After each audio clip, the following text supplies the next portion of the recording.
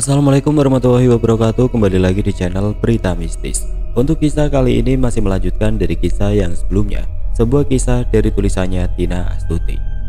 Kisah yang berjudul Iparku Gentayangan Mencari Lidahnya Yang Kusimpan. Dan sebelum kita lanjut ke ceritanya, tekan dulu tombol like video ini dan jangan lupa tekan juga tombol subscribe channel ini dan nyalakan juga lonceng notifikasinya agar tidak ketinggalan cerita-cerita lainnya dari channel ini. Dan buat teman-teman yang pengen membaca langsung ceritanya, nanti silahkan saja kunjungi linknya yang nanti akan saya sertakan di kolom deskripsi. Dan seperti apa untuk lanjutan dari kisah ini, langsung saja kita masuk ke ceritanya.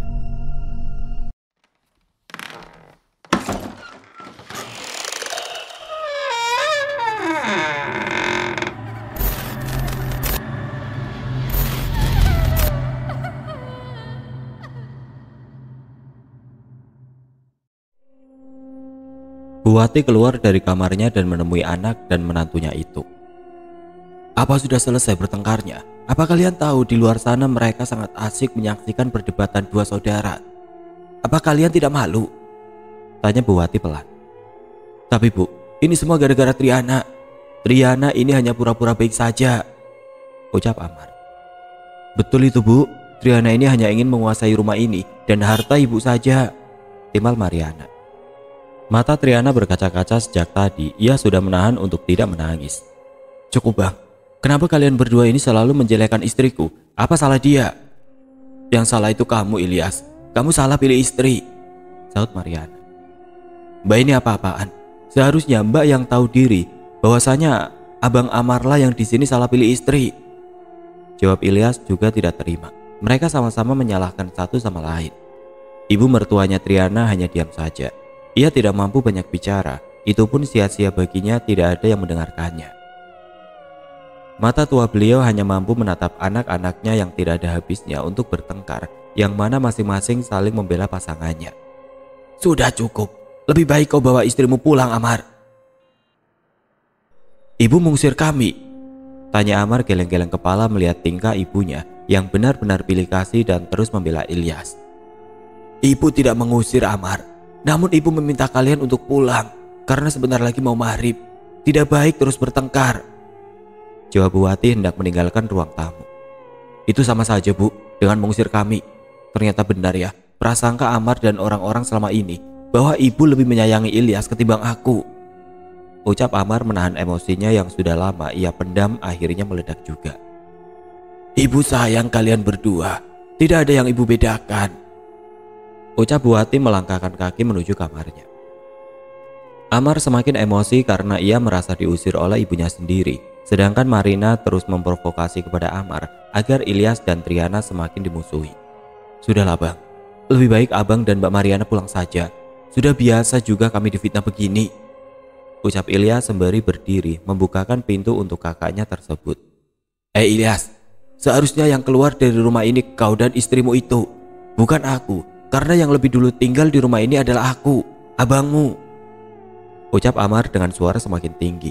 Tidak terima diperlakukan oleh sang adik yang memintanya untuk pulang. Memang benar abang yang tinggal di sini lebih dulu, tapi yang membangun rumah ini adalah ibu dan bapakku. Sedangkan bapak kau menelantarkan anaknya sendiri. Sudah bagus bapakku berbaik hati membiayai dan memberikanmu tempat tinggal. Jelas Ilyas yang kini menggebu-gebu emosinya yang tidak bisa ia tahan. Sabar bang, bisik Triana yang sejak tadi tidak menyaut lagi. Cepat kalian berdua keluar dari rumah ini, tita Ilyas dengan mata yang memerah. Amar dan Marina tidak bisa bicara lagi. Amar memang membenarkan kalau rumah ini memang dibuat oleh ibunya dan bapak tirinya, yaitu ayah dari Ilyas. Sedangkan Amar adalah anak yang dibawa Wati dari suami terdahulunya. Awas ya, kalian berdua telah menyakiti hati suamiku, gumam Mariana sambil melongos di hadapan Ilyas dan juga Triana. Ilyas dan Triana tidak menanggapinya. Mereka sudah terlalu sakit atas ucapan-ucapan yang dilontarkan. Ayo bang, kita pulang. Tidak ada gunanya berdebat dengan suami dan istri itu. Wajar saja tidak dikasih anak. Ternyata dengan keponakannya sendiri pun ia berlaku jahat. Jadi wajar dia mandul, ucap Mariana turun dari rumah. Ilyas dan Triana dibuat tercengang setelah mendengar penuturan dari Mariana. Ilyas terus menggenggam tangan Triana agar ia tidak gegabah dan berperilaku seperti kemarin. Mariana tersenyum miring menoleh ke belakang dengan mengejek Triana yang dibuat bungkam. Triana hendak mengejar Mariana, tapi Ilyas menggelengkan kepalanya, tanda ia tidak setuju. Khawatir masalah semakin memanas dan berakhir panjang. Triana terus berusaha melepaskan genggaman Ilyas dan pada akhirnya terlepas juga. Triana turun dari pelataran dan berteriak kepada Mariana. "Tidak masalah, Kumandul. Daripada harus melahirkan anak durhaka macam kau dan Ria yang berperilaku buruk, tukang fitnah." Tiba-tiba Amar dan Mariana berhenti sejenak sambil membalikkan badannya ke arah Triana yang berdiri tidak begitu jauh. Dasar adik ipar durhaka," ucap Mariana lantang sambil menghampiri Triana yang begitu berani untuk melawan. Tiba-tiba, plak, satu tamparan keras mendarat di pipi mulus Triana. Marina tampak sangat murka dengan adik iparnya tersebut. Mendengar perdebatan terjadi lagi, Ria datang ikut mengeroyok Triana untuk membantu ibunya. Ilyas langsung melerai mereka. Triana kembali terkulai, tenaganya tidak begitu kuat karena ia dikeroyok 2 orang. "Tolong hentikan," ucap Ilyas mencoba melindungi Triana di balik punggungnya. Itu pun masih saja Ria ingin menjambak dan mencakar dengan kuku panjangnya. Triana menangis ketakutan karena Ria terus mencoba untuk menggapainya. Sedangkan Amar hanya tersenyum memperhatikan anak istrinya mengeroyok Triana tanpa ampun. Tidak sedikit pun ingin mencoba melerai. "Sudah cukup, Mbak. Ria, tolong jangan ikut-ikutan mengeroyok Triana," ucap Ilyas dengan nafas ngos-ngosan. "Bu, ayo kita pulang," ucap Ria menggandeng ibunya yang tampak masih sangat emosi. Sedangkan Triana terlihat sangat menyedihkan, rambutnya berantakan awut-awutan. Pelu bercucuran di pelipisnya dan nampak bekas cakaran di bagian pipinya. "Kita masuk, Dek. Sudah azan," ucap Ilyas membantu istrinya untuk berdiri. "Maafkan Tri ya, Bang. Tri kebawa emosi karena Mbak Marina terus menyinggung tentang anak." "Iya, tapi kali ini tidak perlu kebawa emosi begitu. Nanti urusannya tambah runyam. Kan tahu sendiri, Mbak Mariana memang suka menyinggung, bahkan kadang berbicara terang-terangan," jawab Ilyas sembari menenangkan Triana. "Abang malam ini berangkat kerja?" "Ya, bentar lagi, Dek." "Kenapa memangnya?" "Aku takut, Bang. Kalau Mbak Marina dan Ria tiba-tiba datang lagi." "Ya sudah, abang minta izin libur dulu untuk malam ini," ucap Ilyas mencoba menghubungi teman satu kerjanya. "Memangnya tidak apa-apa, Bang. Masih ada teman abang yang jaga kok. Jadi tidak masalah untuk malam ini libur dulu." Triana nampak merasa lega bahwa malam ini sang suami tidak pergi. Ia begitu khawatir dan cemas kalau ia kembali dikeroyok di saat suaminya tidak ada di rumah. Ilyas terus menghibur Triana agar tidak kepikiran dan tidak cemas berlebihan. Ia takut kalau istrinya akan banyak pikiran dan membuatnya menjadi jatuh sakit. "Gimana keadaan ibu, Bang?"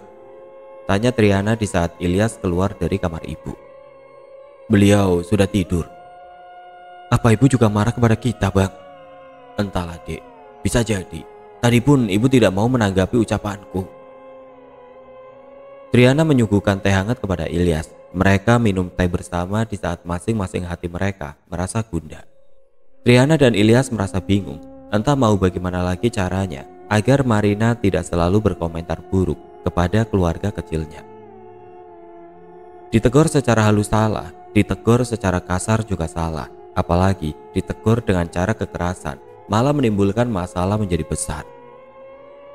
Apalagi saat ini Ilyas tahu bahwa kini ibunya sangat malu atas pertengkaran sore tadi. Beliau lebih banyak diam karena bagi beliau juga percuma. Makanya tubuh renta tersebut segera masuk ke dalam kamar dan menutupnya tanpa ingin membela di antara keduanya. "Dek, kalau bisa bersikap bodoh amat saja. Abang itu sangat khawatir denganmu dan juga dengan keadaan ibu apabila sering mendengar keributan." "Aku gak bisa, Bang. Aku sudah cukup lama diam, tapi malah semakin menjadi-jadi kalau dibiarkan. Bahkan mereka berani memfitnah aku," jawab Triana tidak setuju. "Iya, tapi abang sangat khawatir dengan keadaanmu. Abang takut terjadi seperti sore tadi. Mereka berani main keroyokan begitu. Lihat dirimu, Dek, hampir pingsan," sambung Ilyas memicit keningnya. Terlihat ia banyak pikiran dan sangat capek. "Abang juga capek sebenarnya melihat Bang Amar yang tampak cuek kepada Mbak Marina. Padahal kelakuan istrinya itu sangat keterlaluan," ucap Ilyas sembari memejamkan matanya menikmati kepalanya yang berdenyut. Pagi-pagi Triana menyiapkan makanan untuk sarapan, sedang Ilyas duduk tidak jauh dari dapur sembari memainkan ponselnya. "Bang, panggil Ibu Ki di kamar, kita makan bersama." Tita Triana sambil menyiapkan makanan dan membuat teh hangat untuk mertuanya. Sedangkan Ilyas memilih minta dibuatkan kopi saja. "Oke dek," jawab Ilyas mengacungkan jari jempolnya. Triana menatap makanan di hadapannya. Ia menunggu suami dan mertuanya yang begitu lama. Ia tahu kini suaminya tersebut sedang berbincang di dalam kamar karena sedikit terdengar suara Ilyas. Triana menunggu dengan gusar. Entah apa yang dibicarakan oleh suaminya tersebut. Ingin rasanya ia menguping, tapi kurang etis. Triana ingin memanggil suami dan mertuanya yang tidak kunjung keluar, tapi saat ini hendak berdiri. Terlihat Ilyas tengah menggandeng ibunya menuju meja makan. "Bu, mari makan." Ibu mertuanya tampak diam. Biasanya beliau sangat senang kalau berkumpul di meja makan. Mungkin mertuanya masih marah atas kejadian kemarin, sehingga membuat suasana hati beliau masih tidak nyaman. "Bang, ini kopinya," ucap Triana menyodorkan kopi kepada Ilyas. Triana melirik sekilas kepada mertuanya, lalu beralih pandang pada Ilyas untuk mempertanyakan dengan isyarat. Ilyas mengerti maksud dari istrinya. Ia hanya menganggukkan kepalanya. "Bu, Ibu mau nambah?" tanya Triana mencarikan suasana. "Tidak." "Maafkan Tri ya Bu, kemarin Tri kebawa emosi." Lanjut Triana dengan wajah menunduk tanda ia menyesalinya karena sudah beradu argumen dengan iparnya. "Tri tahu kalau Ibu marah," sambungnya lagi sambil tertunduk malu. "Iya, Ibu memang marah. Ibu marah karena Ibu malu," jawab mertuanya sembari mengalihkan pandangan kepada Triana. "Jangan seperti anak kecil, perkelahian kalian jadi bahan tontonan orang-orang." Triana dan Ilyas hanya diam mendengarkan penuturan sang ibu saja. Suasana sarapan pagi tidak sehangat seperti biasa. "Iya Bu." "Triana, dengarkan Ibu baik-baik ya. Saran Ibu jangan lagi kamu terpancing dengan kelakuan Marina. Biarkan saja dia, nanti lama-lama akan berhenti juga." Pinta mertuanya menatap Triana serius. "Iya Bu, insya Allah Tri tidak akan pernah terpancing lagi. Sebisa mungkin akan Tri diamkan," jawab Triana masih dengan keadaan menunduk. Ia enggan untuk membalas tatapan kepada mertuanya. "Baiklah, kalau begitu Ibu pegang janji kamu. Ingat itu ya Tri, jangan bikin Ibu malu. Cukup Marina saja," ucap mertuanya menatap dalam mata Triana. Lalu beliau pergi meninggalkan meja makan. Ilyas dan Triana sama-sama terdiam. Tidak ada pembahasan selanjutnya. Sang suami pun juga ikut ditegur, sedangkan ibunya memilih untuk membiarkan menantu satu-satunya itu. "Bang," ucap Triana terlebih dahulu. Ia ingin protes terhadap mertuanya tadi, tapi ia memilih untuk mengiyakan saja tanpa ada janji. Ilyas menjeda kalimat Triana. Ia tahu Triana tidak setuju kalau ia tertindas terus-terusan. Sebelum Ilyas pergi dengan wajah lelahnya, ia sempat berucap, "Sudahlah dek, turuti saja apa kata Ibu." Tinggal Triana sendirian yang masih setia duduk di meja makan. Suami dan mertuanya sudah pergi membawa pikiran masing-masing yang masih kalut. "Bang, siang ini minta dimasakin apa?" tanya Triana yang duduk di samping Ilyas yang tengah menonton televisi. "Terserah mau masak apa, pasti aku makan," jawab Ilyas sambil mengukir senyum. Triana lega melihat suaminya yang sudah bisa tersenyum setelah kemarin pikirannya selalu kusut dengan wajah ketekuk. "Sayur bening gimana? Ibu pasti juga suka kan?" Ilyas menganggukkan kepalanya. Lalu Triana mengambil kerudung dan memasangnya untuk keluar menunggu kedatangan tukang sayur langganan. Triana mendekati ibu-ibu yang kini telah berkumpul. Ia merasa malu dan sungkan, tapi mau gimana lagi? Tidak mungkin ia mengurung diri. Baginya, di sini bukan salah ia sepenuhnya, tapi Marina juga salah. "Tri, sini duduk," panggil Bu Dharma, menepuk-nepuk lantai meminta Triana agar duduk di sampingnya. Triana hendak menolak. Ia tahu Bu Dharma hanya ingin mengajaknya berbicara, hendak mengetahui masalah kemarin. Karena ia tahu wanita bertubuh kempal itu selalu kepo dengan masalah apa saja. Penting baginya mengetahui masalah orang lain agar untuk dijadikan bahan nimbrung. "Tri, ngapain melamun? Sini duduk." Beberapa ibu-ibu yang lain ikut menunggu tukang sayur langganan yang sebentar lagi akan lewat membawa barang dagangannya. Baru Triana mendudukan bokongnya, ia sudah diberi berbagai macam pertanyaan oleh Bu Dharma. Padahal ibu-ibu lain tidak ada yang ikut menanyakan. Memangnya kemarin ada masalah apa hingga Marina dan Ria mengeroyok kamu? Tanya Bu Dharma cukup nyaring membuat yang lain menoleh kepada beliau. Triana nampak bingung menjawabnya. Bu Dharma bukannya bersimpati, tapi beliau hanya kepo dan akan membawa berita itu ke sana kemari. Ia tahu Bu Dharma ini cukup dekat juga dengan Marina, hanya saja dalam acara-acara tertentu. Enggak apa-apa Bu, cuma salah paham. Jawab Triana tidak enak. Ia selalu berdoa agar Mamang Sayur cepat datang dan ia bisa lekas pulang. Ah, gak mungkin lah, gak ada apa-apanya. Pasti masalah besar ini. Ucap Bu Dharma mencoba mengorek informasi lebih jelas agar Triana mau bercerita lebih detail. Memangnya ada apa, Tri? Sambungnya lagi sedikit berbisik-bisik. Triana hanya tertawa garing, menceritakan pada Bu Dharma ini sama saja baginya bercerita pada lawan. Nantinya beliau malah kembali bercerita dengan Marina. Bisa-bisa malah terjadi adu domba lagi. Bu Dharma ini, kata saya mah memang salah paham. Jelas Triana mencoba tersenyum. Apa Marina ngatain kau mandul ya? Lalu kau tersinggung? Tanya Bu Dharma, mampu membuat Triana mengusap dadanya. Astagfirullah, kenapa Bu Dharma berkata begitu? Tanya Triana sambil membelalakan matanya. Jangan tersinggung, kan saya cuma nanya. Sudah ya Bu, tidak perlu Ibu tahu tentang masalah saya dan keluarga.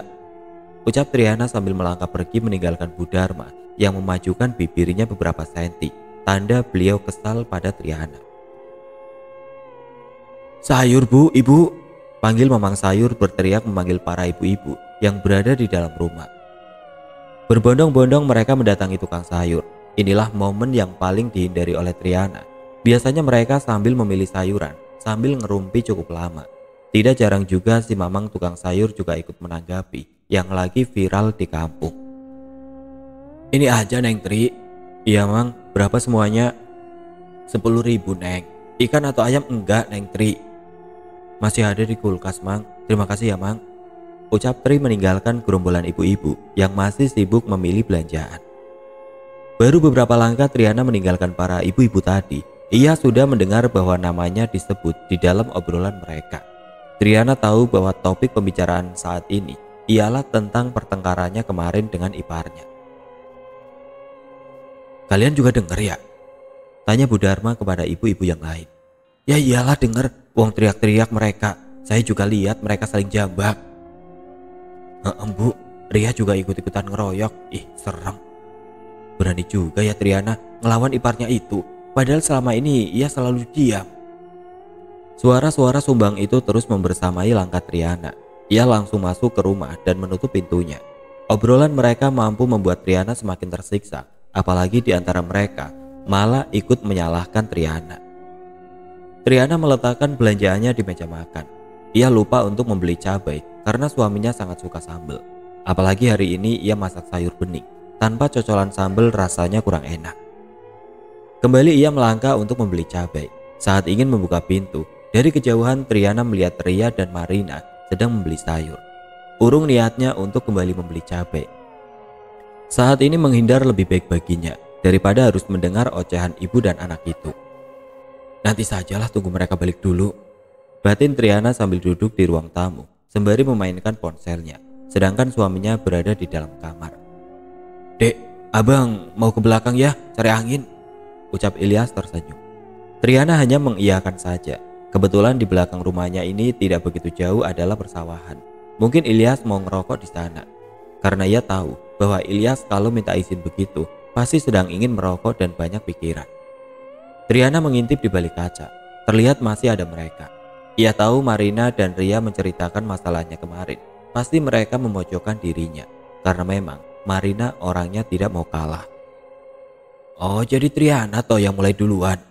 Iya, Triana ngelarang Ria untuk menjenguk neneknya pagi kemarin itu. Seharusnya dia tidak punya hak begitu. Makanya saya dan suami saya marah-marah.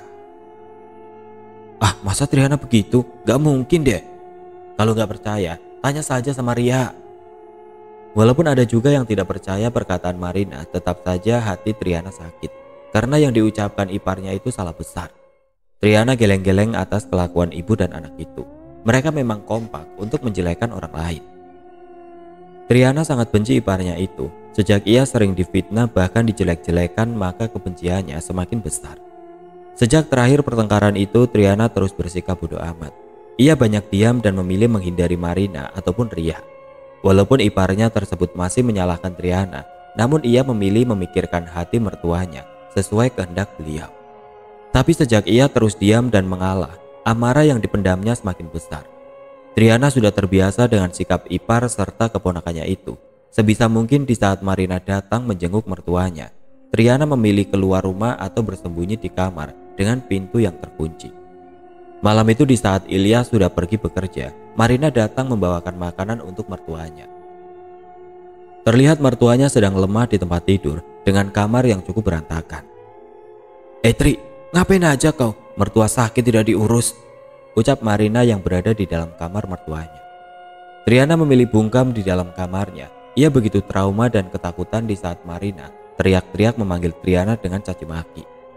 Dasar jadi menantu durhaka. Mertua sakit-sakitan malah enak-enakan tiduran di kamar, ucap Marina mencoba membuka pintu kamar Triana. Ada ipar durhaka, buka pintunya. Sedangkan Triana begitu ketakutan. Ia menangis di dalam kamar dengan posisi tiduran bersembunyi di dalam selimut tebalnya. Cepat bangun, urus mertuamu itu, beliau sedang demam, ucap Marina berusaha memanggil Triana. Malam itu cukup gaduh oleh suara Marina yang nyaring. Mertuanya tidak dapat bicara apa-apa. Beliau demam dengan badan yang menggigil. Marina semakin murka. Sejak tadi ia terus menggedor pintu kamar Triana, tapi tidak kunjung ia bukakan. Sedangkan Triana semakin ketakutan. Dadanya seakan sesak akibat ketakutan berlebihan. Sedangkan suaminya tidak ada di rumah. Awas ya kau Tri, ucap Marina begitu keras. Tiba-tiba rumah kembali hening. Sudah tidak ada lagi suara Marina. Triana mencoba bangkit dan membuka pintu kamarnya. Beruntung Marina sudah pulang. Ia melihat kamar mertuanya dan kini mertuanya sudah tertidur lelap. Mertuanya memang sedang demam sejak siang tadi. Makan pun beliau tidak mau, sedangkan tubuh beliau terus menggigil. Ia menyesali kenapa tadi ia lupa untuk mengunci pintu belakang hingga membuat Marina bisa masuk. Ia mengambil air putih di dapur dan meneguknya hingga tandas. Setelahnya langsung kembali ke kamar untuk tidur. Pukul 5 subuh Triana terbangun dengan tubuhnya yang begitu sakit. Ia langsung memeriksa mertuanya, khawatir mertuanya ingin meminta minum atau mau minta dibawa berwudu. Bu, belum bangun? Tanya Triana sembari mendekati mertuanya yang terbaring. Cuaca yang dingin maka Triana berinisiatif untuk menyelimuti mertuanya tersebut. Saat Triana memperhatikan sejenak entah kenapa mertuanya begitu sangat tenang. Ia menggapai tangan serta dahi mertuanya. Sudah dingin, bahkan sangat dingin. Ia menempelkan jarinya di hidung mertuanya. Tiba-tiba Triana langsung memekik dan berkata, Astagfirullahaladzim, Bu, bangun Bu. Tidak ada respon hingga beberapa kali Triana mencoba menggoyang tubuh mertuanya. Innalillahi wa inna ilaihi rajiun. Triana membekap mulutnya, tidak percaya kalau mertuanya sudah tidak ada. Entah kapan beliau meninggalnya. Triana kembali memanggil mertuanya, berharap ibu mertuanya hanya pingsan. Bu, bangun. Sembari memastikan denyut nadi dan detak jantungnya. Triana frustasi. Ia langsung pergi ke kamarnya dan mengambil ponsel untuk menelpon Ilyas. Halo, assalamualaikum bang. Cepat pulang sekarang. Ini tentang ibu. Ya, emangnya ibu kenapa? Ibu sudah tidak ada lagi bang. Sedangkan di seberang telepon Ilyas sangat terkejut atas penuturan istrinya. Ia merasa tidak percaya bahwa ibunya sudah tidak ada. Ilyas pun pulang dengan tergesa-gesa. Sedangkan jalanan masih sepi dan gelap. Hanya ada beberapa pengendara yang berpapasan dengannya. Seharusnya belum jadwal ia pulang kerja. Ilyas memastikannya terlebih dahulu. Ia berpikir semoga ibunya hanya pingsan biasa karena demam tinggi. Ilyas sampai di pekarangan rumah. Tidak ada tetangga yang datang. Triana menunggu suaminya terlebih dahulu. Triana sudah sejak tadi menunggu. Ilyas langsung masuk ke dalam kamar ibunya. Ternyata benar, ibunya telah berpulang. Terisak-isak Ilyas berada di samping ibunya. Ia menyesal telah meninggalkan ibunya bekerja. Padahal ibunya sedang sakit dan sekarang ia tidak tahu waktu tepat ibunya sudah tidak ada. Jam berapa ibu sudah tidak ada lagi? Triana menggelengkan kepalanya bahwa ia tidak mengetahui waktunya kapan. Ia hanya menjelaskan kalau ia masuk ke kamar ibunya untuk memeriksa kalau mertuanya itu butuh sesuatu atau diminta untuk menemani berwudu. Ilyas menelpon kerabat-kerabat terdekat untuk memberikan kabar duka. Setelah itu ia langsung menuju masjid untuk meminta kepada marbot agar diumumkan kematian ibunya. Sedangkan Triana masih menunggu di rumah. Jenazah mertuanya pun sudah ia tutup dengan selembar kain jarik. Beberapa warga juga sudah berdatangan. Tidak lama datang Amar serta anak istrinya dengan meraung-raung menangisi kepergian mertuanya. "Jam berapa ibu meninggalnya, Tri?" tanya Amar. "Tri tidak mengetahui, Bang. Tiba-tiba subuh tadi sudah tidak ada." Amar diam dan sibuk mengurus acara untuk ibunya yang akan disemayamkan hari ini juga, kurang lebih jam 11 siang. Terlihat anak-anak Marina juga ikut menangisi sang nenek. Beruntung bagi Triana, ia tidak disalahkan dalam hal ini. Ia begitu khawatir karena tadi malam hanya ia dan mertuanya di rumah ini. Kerabat pun pada berdatangan, tidak ada yang jauh dan tidak perlu ada yang ditunggu, maka mayat akan segera dikebumikan. Hari itu penuh duka dan sangat sibuk. Ilyas bahkan tidak berhenti meneteskan air matanya karena saat ibunya melepaskan ruh dari raga, Ilyas tidak ada di sisi sang ibu untuk menuntun 2 kalimat syahadat. "Sabar ya, Bang. Ibu sudah nyaman di sana. Beliau tidak sakit-sakitan lagi. Ibu orang yang baik. Insya Allah surga bagi beliau," ucap Triana mencoba menguatkan hati suaminya agar tidak berlarut-larut dalam kesedihan. "Terima kasih ya, Dek," jawab Ilyas sembari mencium pucuk kepala Triana. Sejak hari kematian mertuanya, Triana dan Marina bahkan dengan anak-anak iparnya itu tidak pernah saling sapa bahkan tersenyum. Saat berpapasan pun tidak pernah lagi. Bukannya tidak pernah bertemu, tapi Triana sengaja untuk menghindari hal-hal yang tidak diinginkan. Apalagi sekarang mertuanya sudah tidak ada lagi. Tidak ada yang melerai keduanya kalau bertengkar. Jadi lebih baik menghindar. Saat Ilyas tidak ada di rumah, tiba-tiba pintu luar ada yang mengetuk tanpa ada panggilan ataupun salam. Triana pikir itu adalah suaminya yang kerap kali berbuat iseng. "Kenapa sih, Bang?" Tertegun sejenak Triana melihat orang yang ia pikir adalah suaminya. Ternyata iparnya Marina serta Ria. "Minggir, kami kesini hanya untuk mengambil barang-barang penting punya ibu," ucap Marina melengos masuk ke dalam. Tidak ada penolakan dari Triana. Ia terlalu takut karena yang dihadapinya saat ini adalah ibu dan anak yang selalu berbuat nekat. Mbak, ngapain?" Triana ikut membuntuti 2 orang di hadapannya, kini yang masuk ke dapur. Marina dan Ria sibuk memasukkan barang-barang di dapur yang mereka suka. Bahkan oven listrik Triana juga ikut mereka ambil. "Mbak, itu oven punya aku yang beli, bukan barang ibu," cegat Triana yang hendak mengambil barang miliknya. Marina enggan untuk memberikannya. Ia pikir semua barang di rumah mertuanya itu adalah barang yang dibeli mertuanya. Padahal sebagian punya Triana.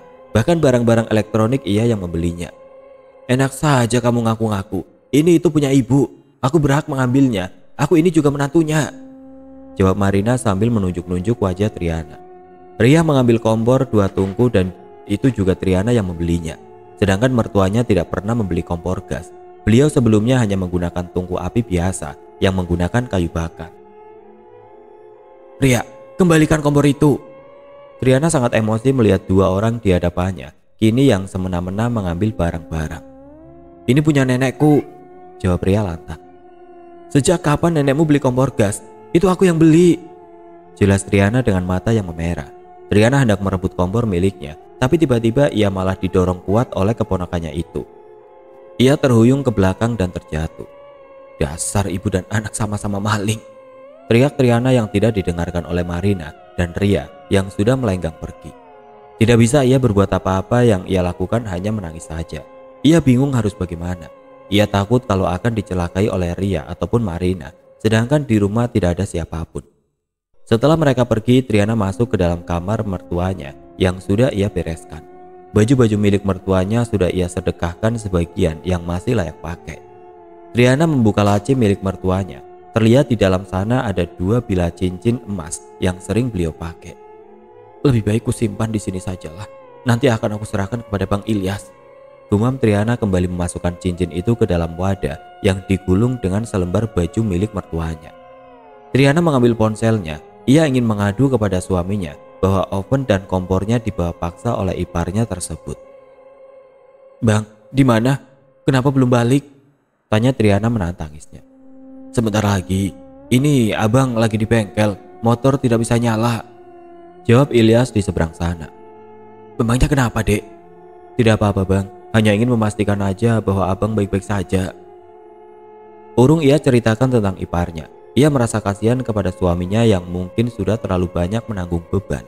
Apalagi Ilyas dapat musibah, motor satu-satunya yang sering dipakai malah mogok dan masuk bengkel, dan itu memerlukan uang dalam memperbaikinya. Beruntung ia telah selesai memasak dan menggoreng ikan seadanya sebelum kompornya tadi diambil secara paksa. Saat ia ingin makan terlebih dahulu, tiba-tiba pintu depan kembali dibuka tanpa ada salam dan ketukan pintu. Saat Triana lihat, ternyata yang datang adalah Amar, Marina, dan Ria. Entah mereka mau apa lagi ke sini. Mentang-mentang Triana tinggal di rumah mertuanya, mereka malah semena-mena keluar masuk rumah ini. Sehingga Triana tidak ada privasi sama sekali. Ingin rasanya ia mengunci seluruh rumah itu, tapi ia merasa tidak enak hati. Ada apa ini bang? Tanya Triana berdiri sambil memperhatikan Amar. Tidak apa-apa, hanya ingin mengambil barang punya ibu. Jawab Amar menggeledah rumah ibunya tersebut. Piring, sendok, mangkok, bahkan ulekan tidak luput mereka ambil yang baru saja Triana beli di toko pecah belah.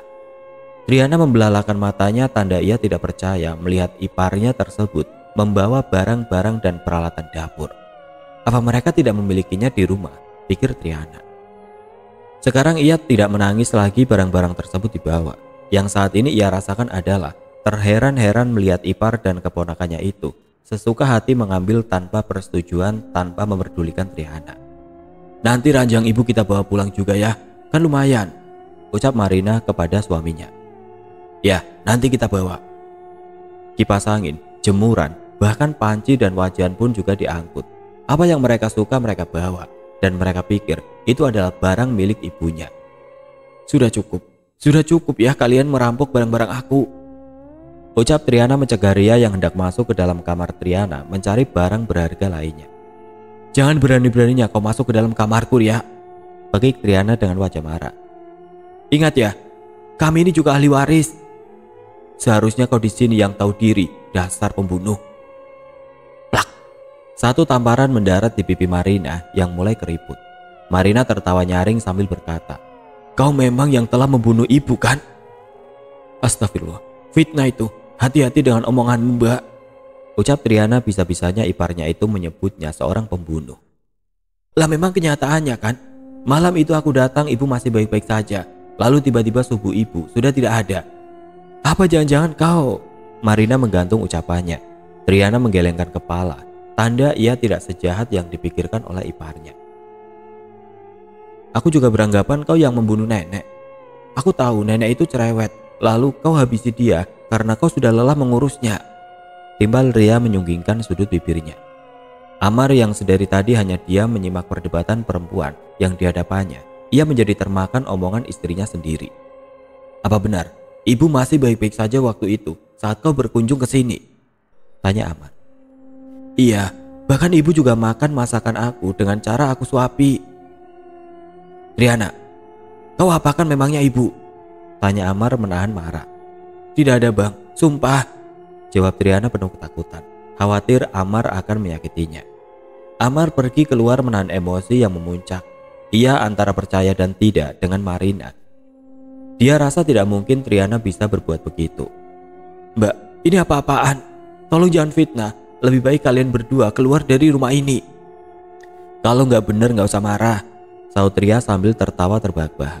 Triana geleng-geleng kepala melihat ibu dan anak ini mempermainkan omongan walaupun dianggap bercanda, tapi sangat fatal kalau ucapan itu malah tersebar kemana-mana. Apalagi Amar terlanjur pergi setelah mendengar penuturan istrinya, bisa dikatakan Amar mempercayainya. Ria berjalan ke ruang tamu sambil mengambil kipas angin, lalu ditentengnya menuju rumah. Sedangkan Marina ingin berlama-lama di rumah itu, melihat-lihat barang yang berguna untuknya dibawa pulang. Sudah cukup mbak, aku minta keluar dari rumah ini. Tita Triana mengacungkan jari telunjuknya menuju pintu keluar. Kurasa Anda tahu di mana pintu keluar, maka keluarlah. Marina yang diusir malah senyum-senyum sendiri mengejek Triana yang sangat kelihatan frustasi. Ngapain kau ngusir-ngusir segala, wanita mandul? Ya, aku memang mandul, dan cepatlah kau keluar. Marina melenggang pergi sambil tertawa-tawa nyaring, tanda ia merasa menang, karena Triana sudah mengakui kalau ia memang mandul. Triana kembali menangis. Ia pikir oven dan kompornya saja yang mereka bawa. Ternyata mereka kembali lagi dengan membawa perabotan lainnya. Triana menghembuskan nafas panjang. Ia masuk ke dalam kamarnya yang sedari tadi ia jaga agar tidak ada yang masuk ke dalam. Apalagi Ria sempat hendak membukanya, beruntung Triana sempat menghalanginya. Triana masuk ke dalam kamar dan menguncinya dari dalam. Ia membaringkan tubuhnya yang digelung dengan selimut hingga ia ketiduran akibat lelah bertengkar pagi-pagi. Saat tertidur nyenyak, Triana dikejutkan dengan ketukan pintu kamar dengan suara panggilan yang begitu ia kenal. Lantas ia langsung membukanya. "Bang, aku takut," ucap Triana sambil menghambur ke pelukan Ilyas. "Takut kenapa?" Karena ia tidak mengetahui kejadian yang ditimpa istrinya. Kok tumben pagi-pagi udah tiduran aja?" tanya Ilyas aneh ketika melihat mata Triana sembab dan bengkak. "Lagi sakit?" "Iya bang, tiba-tiba aku jadi sakit." "Ya udah tiduran aja. Abang juga capek banget tadi sempat mogok. Beruntung bengkel terdekat sudah ada yang buka, jadi dorong motornya tidak terlalu jauh." Terang Ilyas yang juga ikut merebahkan tubuhnya di samping Triana. Biarkan saja, pikir Triana, tidak perlu diceritakan sekarang. Mungkin Ilyas akan menyadarinya juga bahwa beberapa barang sudah tidak ada lagi. "Dek, kamu masih ada pegang uang kan? Maaf ya, abang belum bisa ngasih uang. Belum gajian hari ini tadi. Uang di dompet abang juga udah habis dipakai untuk memperbaiki motor," ucap Ilyas memberi pengertian. Karena biasanya setiap tanggal 1 Ilyas akan menerima gajian. Namun sejak ia hendak pulang tadi tidak kunjung dikasih. "Mungkin besok pagi diberikan." "Oh tenang aja, masih ada kok bang di dompet Tri." "Sudah makan?" tanya Triana. "Sudah makan kue sambil nunggu motor selesai." "Dek, mana kipas angin di depan TV kok nggak ada?" "Diambil keponakanmu Ria." "Ah, ngapain Ria ngambil kipas angin kita? Buat apa memangnya?" tanya Ilyas sembari menghampiri Triana yang sedang memotong sayuran. "Ya buat di rumahnya lah bang." "Kompormu juga mana? Dibersihin?" tanya Ilyas lagi yang baru sadar beberapa benda tidak ada di tempat semula. Piring-piring juga pada kemana dek?" tanya Ilyas kebingungan sambil celengukan. "Diambil mbakmu dan abangmu." "Maksudnya dipinjam?" "Diambil paksa bang." "Kenapa nggak cerita dari tadi?" Triana menghela nafasnya. Ia juga menceritakan barang-barang lainnya yang juga dirampok oleh saudaranya itu. Tampak Ilyas mengusap wajahnya. Tidak habis pikir saudaranya mengambil barang-barang di rumah. "Mereka pikir semua barang di rumah ini punya ibu semua," jelas Triana menghentikan kegiatannya. "Astagfirullah, kita ambil barang kita dek. Keenakan mereka dong," ucap Ilyas hendak menarik tangan Triana. Triana ragu hendak ikut suaminya untuk mengambil barang-barang yang telah dibawa iparnya. Tapi mau gimana lagi? Itu memang punya dia, bukan punya mertuanya yang ditinggalkan untuk pewaris.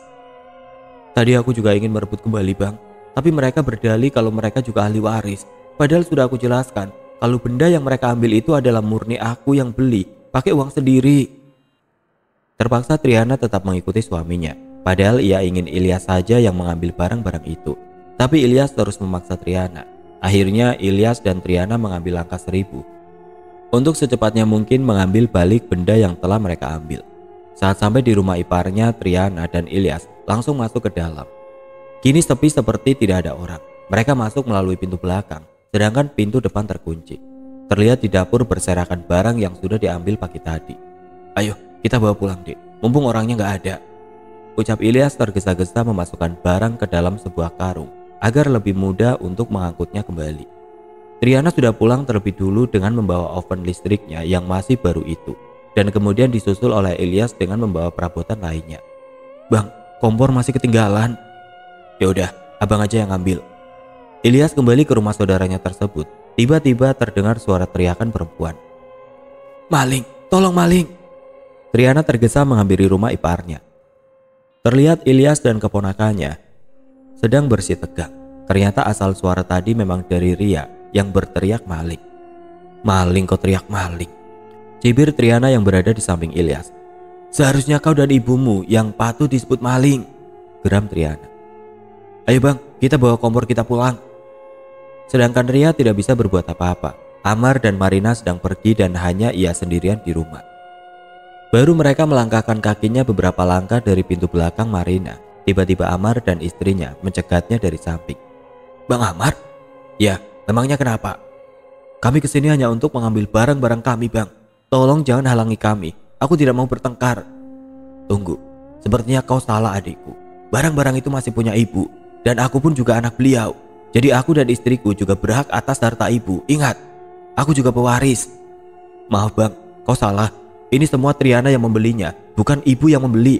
Aku tahu pasti, ibu tidak pernah beli perabotan begini." Jelas Ilyas sambil melirik kompor gas yang ia tenteng. Amar terdiam setelah mendengar penuturan Ilyas. Ia juga membenarkan bahwa barang-barang itu bukan punya ibunya. Bahkan ketika ibunya masih ada, di saat beliau hendak memasak, beliau memilih ditungku batu dengan kayu bakar. Padahal sudah ada kompor gas tersebut. "Bang, kami pamit dulu. Tolong beritahu Mbak Marina, jangan asal ambil barang di rumah kami. Kalau masih berani, berarti istrimu itu memang suka mencuri, maling." Lirik Ilyas kepada Marina dan Ria secara bergantian. Amar tidak berkutik lagi. Ia begitu kesal. Entah kesal terhadap istrinya atau kepada adiknya. "Enak saja nyebut aku maling. Istrimu itu yang berhak disebut pembunuh," saut Marina. "Jaga omonganmu, Mbak," geram Ilyas yang hendak memukul Marina. Tapi berusaha ia untuk menahan diri. Tidak sepantasnya ia menampar perempuan. Triana bergeming mendengar tuduhan-tuduhan dari iparnya. "Kalau Mbak menuduh aku yang telah membunuh ibu, aku juga menuduh Mbak yang telah membunuh ibu. Sebelum Mbak Marina datang untuk memberikan makanan kepada ibu masih baik-baik saja. Apa jangan-jangan Mbak Marina yang telah meracuni ibu?" "Betul kan, Mbak Marina yang mencampurkan racun ke dalam makanan? Jawab jujur, Mbak." Enak saja kau memfitnahku yang tidak-tidak," ucap Marina tidak terima atas tuduhan Triana. Setelah kehabisan kata-kata, Marina memilih pergi. Dia begitu kesal kepada Triana, malah ia yang dipojokkan. Amar pun tidak membelanya. "Nah kan, malah pergi begitu saja. Berarti itu benar," ucap Triana sambil melenggang pergi. Entah kenapa akhir-akhir ini energinya bertambah. Sekarang ia merasa sangat berani melawan nenek lampir itu. Apalagi kalau ia melawan bersama suaminya, maka ia akan merasa kekuatannya makin menjadi-jadi. Oke teman-teman, sampai di sini dulu ceritanya. Nantikan kelanjutan kisah ini di video berikutnya. Agar tidak ketinggalan, klik tombol subscribe channel ini dan nyalakan lonceng notifikasinya. Wassalamualaikum warahmatullahi wabarakatuh.